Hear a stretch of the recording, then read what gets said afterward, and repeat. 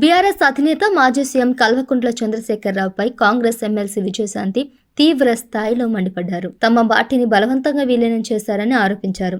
తెలంగాణ ఉద్యమంలో తాను కేసీఆర్ కంటే ముందే క్రియాశీలకంగా పాల్గొన్నానని అన్నారు. తెలంగాణ రాష్ట్రం కేసీఆర్ సొంతం కాదని స్పష్టం చేశారు. నా పార్టీని బలవంతంగా విలీనం చేశారు. తెలంగాణ కోసం నేను పోరాడిన ఫలితం ఇదేనా? నిజాలు మాట్లాడండి అని విజయశాంతి ప్రశ్నించారు. కాంగ్రెస్ పార్టీ తనకు ఎమ్మెల్సీ ఇస్తే బీఆర్ఎస్ నేతలు వ్యతిరేకిస్తున్నారని మండిపడ్డారు. బీఆర్ఎస్ నేతలు కేసీఆర్ తనపై అనవసర విమర్శలు చేస్తున్నారని ఆగ్రహం వ్యక్తం చేస్తున్నారు. ఎందుకంత కుట్రబుద్ధి, దురబుద్ధి చూపిస్తున్నారు? బడుగు బలహీన వర్గాలను చూడకుండా తెలంగాణను కార్పొరేట్ లబ్ధిదారులకు అంకితం చేశారని గత కేసీఆర్ ప్రభుత్వంపై విజయశాంతి విమర్శలు గుప్పించారు. తెలంగాణ ఉద్యమకారుడు చేతిలో పెట్టిన ప్రజలు ఇప్పుడు ఆర్థిక రాష్ట్రాన్ని ఎలా నష్టపరిచారో చూస్తున్నారని అన్నారు. ఏం చేస్తావో చెప్పు, చేసిన తప్పులు ఒప్పుకో అని విజయశాంతి డిమాండ్ చేశారు. కేసీఆర్ను వదిలిపెట్టకూడదని అన్నారు.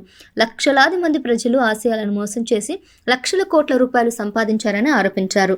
7.5 లక్షల కోట్లు అప్పు చేసింది ఎవరు అని విజయశాంతి నిలదీశారు. తెలంగాణ ప్రజల ప్రయోజనాలు కాపాడడమే తన ధ్యేయమని అన్నారు. ఈ క్రమంలో భవిష్యత్తులో రాజకీయంగా మరింత దూకుడుగా వ్యవహరిస్తున్నట్లు ఆమె సంకేతాలు ఇచ్చారు. మరోవైపు బీజేపీ పైన విమర్శలు గుప్పించారు విజయశాంతి. ఒక ఓటుతో 2 రాష్ట్రాల వాగ్దానాన్ని బీజేపీ తప్పించుకుందని, ఆ కారణంగానే తాను ఆ పార్టీని వీడానని విజయశాంతి తెలిపారు. తెలంగాణను వ్యతిరేకించిన శక్తులను బీజేపీ రాష్ట్రంలోకి రప్పిస్తుందని, ప్రజలు అప్రమత్తంగా ఉండాలన్నారు. మాజీ సీఎం కిరణ్ కుమార్ రెడ్డి తెలంగాణను వ్యతిరేకించారని, అలాంటి వ్యక్తి ఇప్పుడు బీజేపీలో ఉన్నారని చెప్పారు. కేంద్ర మంత్రి, తెలంగాణ బీజేపీ అధ్యక్షుడు కిషన్ రెడ్డి, కిరణ్ కుమార్ రెడ్డి మంచి స్నేహితులని విజయశాంతి చెప్పారు.